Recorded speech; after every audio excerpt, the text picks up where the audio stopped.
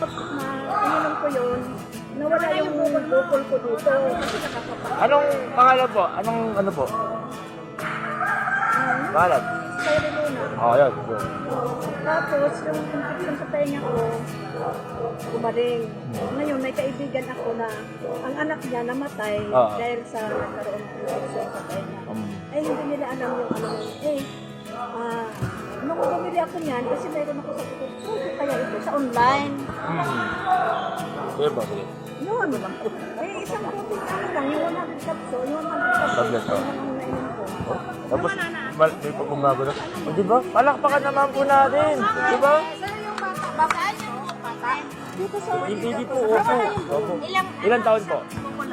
7. Meron pa ka 4 years old. At least 1 to 2 tablets. Tapos ilang beses ang isang araw natin. Ilang beses ang isang araw natin? 2 times a day. At ilang Lali, oh. Anong pangalan niyo, ma'am? Ma'am Review, diba? ilang piraso? Testimony po natin yan sa Spirulina. Diba? Ginawa ko yung 2 times a day. Ang dalawa 100 tablets. Ilang tablet isa-isa lang?